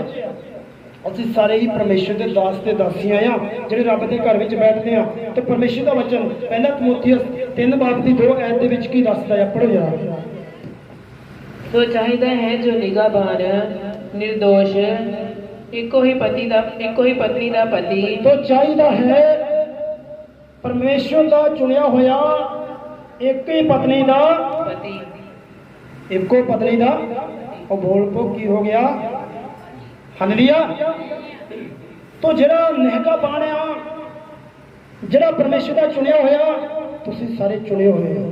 ਜਿਨ੍ਹਾਂ ਨੇ ਪਰਮੇਸ਼ਰ ਦੇ ਘਰ ਵਿੱਚ ਆ ਗਏ ਹੋ, ਜਿਨ੍ਹਾਂ ਨੇ ਤੋਬਾ ਕਰਕੇ ਬਪਤਿਸਮਾ ਲਿਆ, ਤੁਸੀਂ ਸਭ ਚੋਣ ਵਿੱਚ ਆ ਚੁੱਕੇ ਹੋ। ਇਸੇ ਕਰਕੇ ਬਾਣੀ ਵਿੱਚ ਇੱਕ ਗੀਤ ਵੀ ਬਾਣੀ ਦਾ ਮਤਲਬ ਹੈਗਾ, ਹੈ ਸਦੇ ਤਾਂ ਬਹੁਤ ਖੁਦਾ ਦੇ ਪਰ ਚੁਣੇ ਹੋਏ, ਚੋਣ ਵਿੱਚ ਸਾਰੇ ਆ ਜਾਈਏ, ਚੋਣ ਵਿੱਚ ਸਾਰੇ ਆ ਜਾਈਏ।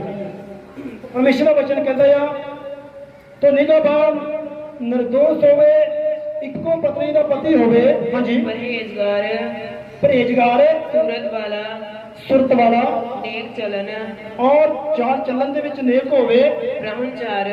ਪ੍ਰਾਹੁਣਚਾਰ। ਹਾਲੇਲੂਇਆ। ਇਹ ਨਹੀਂ ਪਰ ਜਦੋਂ ਲੋਕਾਂ ਦੇ ਘਰ ਵਿੱਚ ਗਿਆ, ਆ ਵੀ ਲਿਆ ਕੇ ਦੋ ਮੈਨੂੰ, ਆ ਵੀ ਲਿਆ ਕੇ ਦੋ ਮੈਨੂੰ, ਤੇ ਜਦੋਂ ਆਪਣੇ ਘਰ ਵਿੱਚ ਕੋਈ ਆ ਗਿਆ ਉਦੋਂ ਕੁਝ ਵੀ ਨਹੀਂ। ਹਾਲੇਲੂਇਆ। ਤਾਂ ਪਰਮੇਸ਼ਰ ਦੇ ਇੱਕ ਨਿਗਾਹਬਾਨ ਦੇ ਬਾਰੇ ਵਿੱਚ ਦੱਸਿਆ ਗਿਆ, ਉਹ ਪ੍ਰਾਹੁਣਚਾਰ ਵੀ ਹੋਵੇ, ਉਹ ਸਾਰਿਆਂ ਦੀ ਰਿਸਪੈਕਟ ਕਰਨ ਵਾਲਾ ਹੋਵੇ, ਇੱਜ਼ਤ ਮਾਣ ਕਰਨ ਵਾਲਾ ਹੋਵੇ, ਉਹ ਪਰਮੇਸ਼ਰ ਦੇ ਲੋਕਾਂ ਦੀ ਭਗਤੀ ਕਰਨ ਵਾਲਾ, ਸੌਰੀ ਭਗਤੀ ਨਹੀਂ, ਉਹਨਾਂ ਦੀ ਸੇਵਾ ਕਰਨ ਵਾਲਾ ਹੋਵੇ, ਹਾਂਜੀ, ਅਤੇ ਸਿੱਖਿਆ ਦੇਣ ਯੋਗ ਹੋਵੇ, ਔਰ ਉਹ ਸਿੱਖਿਆ ਦੇਣ ਦੇ ਯੋਗ ਹੋਵੇ। ਇੱਕ ਜਦੋਂ ਰੱਬ ਦਾ ਸੇਵਕ ਬਣਦਾ ਆ, ਉਹ ਸੰਗਤ ਵਿੱਚੋਂ ਹੀ ਨਿਕਲਦਾ ਆ, ਸੰਗਤ ਦੇ ਵਿੱਚੋਂ ਹੀ ਪਰਮੇਸ਼ਰ ਨੂੰ ਚੁਣ ਲੈਂਦਾ ਆ। ਕਈਆਂ ਨੂੰ ਤਾਂ ਆਤਮਾ ਦੇ ਦੁਆਰਾ ਗਾਈਡ ਕਰਦਾ ਆ, ਔਰ ਜਦੋਂ ਉਹਨਾਂ ਤੇ ਗਾਈਡ ਹੁੰਦਾ ਆ, ਪਰਮੇਸ਼ਰ ਫਿਰ ਆਪਣੇ ਦਾਸ ਉੱਤੇ ਵੀ ਆਤਮਾ ਦੇ ਦੁਆਰਾ ਭੇਤ ਖੋਲ੍ਹਣਾ ਵੀ ਮੈਂ ਫਲਾਣੇ ਨੂੰ ਮੱਸਾ ਕਰਨਾ ਆ। ਹਾਲੇਲੂਇਆ। ਮੈਨੂੰ ਜਾਪਦਾ ਤੁਹਾਡੇ ਹੁਣ ਸਮਝ 'ਚ ਨਹੀਂ ਆਏਗਾ, ਕਿਉਂਕਿ ਹਾਈ ਲੈਵਲ ਤੇ ਚਲੇ ਗਏ, ਤੁਸੀਂ ਥੋੜਾ ਥੱਲੇ ਹੋ ਜਾਏ। ਹਾਲੇਲੂਇਆ। ਆਉਣ ਵਾਲੇ ਸਮੇਂ ਦੀ ਤੁਹਾਡੇ ਲਈ ਫਾਇਦੇਮੰਦ ਆ। ਤਾਂ ਬਾਣੀ 'ਚ ਲਿਖ ਰਿਹਾ ਭਈ ਉਹ ਪਰਮੇਸ਼ਰ ਦਾ ਵਚਨ ਸਿਖਾਉਣ ਦੇ ਯੋਗ ਹੋਵੇ, ਤਾਂ ਸਿਖਾਏਗਾ ਕਿੱਦਾਂ? ਜੇ ਪੜ੍ਹੇਗਾ ਤੇ, ਜੇ ਪੜ੍ਹੇਗਾ ਤੇ ਸਿਖਾਏਗਾ, ਜੇ ਪੜ੍ਹੇਗਾ ਤੇ ਸਿੱਖੇਗਾ। ਜੇ ਵਚਨ ਨੂੰ ਪੜ੍ਹੇਗਾ ਤੇ ਭੇਤ ਖੁੱਲਣਗੇ, ਜਦੋਂ ਭੇਤ ਖੁੱਲਣਗੇ ਉਦੋਂ ਸਿੱਖੇਗਾ, ਜਦੋਂ ਸਿੱਖੇਗਾ ਭਰ ਜਾਏਗਾ, ਫਿਰ ਦੂਸਰਿਆਂ ਨੂੰ ਸਿਖਾਉਣਾ ਸ਼ੁਰੂ ਕਰੇਗਾ। ਉਹ ਪ੍ਰਾਹੁਣਚਾਰ ਹੋਵੇ, ਉਹ ਸਿੱਖਿਆ ਦੇਣ ਦੇ ਯੋਗ ਹੋਵੇ, ਉਹ ਗੱਲਾਂ ਬਾਤਾਂ ਵਿੱਚ ਟਾਈਮ ਪਾਸ ਕਰਨ ਵਾਲਾ ਨਾ ਹੋਵੇ।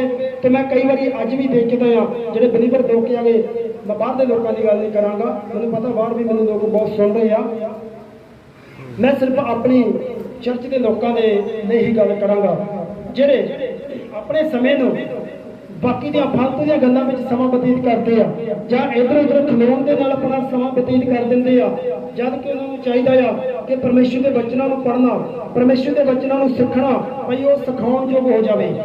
ਜਦੋਂ ਅਸੀਂ ਇੱਥੋਂ ਚਰਚ ਵਿੱਚ ਜਾਂਦੇ ਆ, ਸਾਨੂੰ ਜਾ ਕੇ ਦੂਸਰੇ ਲੋਕਾਂ ਨੂੰ ਸਿਖਾਉਣ ਦੀ ਜ਼ਰੂਰਤ ਆ।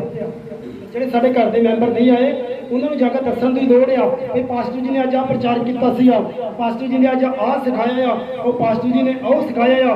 ਤੇ ਜਦੋਂ ਅਸੀਂ ਗੱਲਾਂ ਕਰਨੀਆਂ ਸ਼ੁਰੂ ਕਰ ਦੇਵਾਂਗੇ ਨਾ, ਪਰਮੇਸ਼ਰ ਆਪੇ ਸਾਨੂੰ ਸ਼ਕਤੀ ਦਿੰਦੇ ਆ, ਪਰਮੇਸ਼ਰ ਆਪੇ ਹੀ ਸਾਨੂੰ ਆਤਮਿਕ ਸ਼ਕਤੀ ਦਿੰਦੇ ਆ, ਆਪੇ ਹੀ ਸਾਡੀ ਰੇਲ ਗੱਡੀ ਜਿਹੜੀ ਹੈ ਨਾ, ਉਹ ਪਟੜੀ ਉੱਤੇ ਆਪੇ ਸਹੀ ਚੱਲਣੀ ਸ਼ੁਰੂ ਹੋ ਜਾਂਦੀ ਆ। ਹਾਲੇਲੂਇਆ। ਅੱਗੇ ਪੜਾਂਗੇ ਅਸੀਂ ਪਹਿਲਾ ਤਿਮੋਥੀਅਸ 5 ਬਾਬ ਦੀ 22 ਆਇਤ।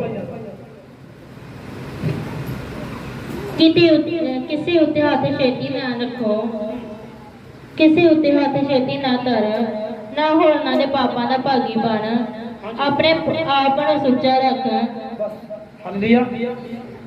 ਤੋਂ ਅਸੀਂ ਤਿਮੋਥੀਅਸ 3:2 ਵਿੱਚ ਪੜ੍ਹ ਰਹੇ ਸੀ, ਜਿਹੜਾ ਨਿਗਾਹਬਾਨ ਆ, ਜਿਹੜਾ ਰੱਬ ਦਾ ਖਾਦਮ ਆ, ਉਹ ਕਿਹੜੀਆਂ ਗੱਲਾਂ ਦੇ ਵਿੱਚ ਸੁਚੇਤ ਹੋਣਾ ਚਾਹੀਦਾ? ਪਹਿਲੇ ਨੰਬਰ ਤੇ ਇੱਕ ਹੀ ਪਤਨੀ ਦਾ ਪਤੀ ਹੋਵੇ, ਉਹ ਗਲਤ ਨਾ ਚੱਲਦਾ ਹੋਵੇ। ਜਿੰਨੇ ਲੋਕ ਵਚਨ ਦੇ ਵਿੱਚ ਦੱਸੇ ਗਏ ਆ ਨਾ, ਜਿੰਨੇ ਲੋਕ ਗਲਤ ਚੱਲੇ, ਉਹਨਾਂ ਦਾ ਨਾਸ ਹੋਇਆ। ਅਸੀਂ ਇੱਕ ਅਕਸਰ ਹੀ ਗੀਤ ਲਾਉਂਦੇ ਆ, ਉਹ ਜਿਹੜਾ ਕੀ ਨਾਮ ਸਮਸੌਨ ਦੀ, ਉਹ ਗੀਤ ਲਾਉਂਦੇ ਆ ਨਾ, ਖੋਤੇ ਦੇ ਜਵਾੜੇ ਨਾਲ 1000 ਬੰਦਾ ਮਾਰ ਦਿੱਤਾ, ਇਹੋ ਜਿਹਾ ਸੂਰਮਾ ਨਹੀਂ ਲੱਭਣਾ। ਤੋ ਇੰਨਾ ਸੂਰਮਾ ਸੀ, ਇੰਨਾ ਕੁਰਬਾਨ ਸੀਗਾ, ਪਰ ਗਲਤ ਚੱਲ ਗਿਆ, ਕੰਜਰੀਆਂ ਦੇ ਕੋਲ ਜਾਣਾ ਸ਼ੁਰੂ ਕਰ ਦਿੱਤਾ, ਉਹਦੀ ਸਾਮਰਥ ਜਾਂਦੀ ਰਹੀ, ਉਹਦੇ ਜੋ ਉਹਦੇ ਤੇ ਮਸਾ ਸੀ ਸਾਰਾ ਜਾਂਦਾ ਰਿਹਾ, ਜਿਸ ਦੀ ਵਜ੍ਹਾ ਕਰਕੇ ਕੈਦੀ ਬਣ ਗਿਆ, ਅੱਖਾਂ ਕੱਢੀਆਂ ਗਈਆਂ, ਅੰਨਾ ਹੋ ਗਿਆ। ਤਾਂ ਪਰਮੇਸ਼ਰ ਦਾ ਵਚਨ ਅੱਗੇ ਆ ਕੇ ਸਾਨੂੰ ਸਮਝਾ ਰਿਹਾ ਆ, ਭਈ ਜਿਹੜਾ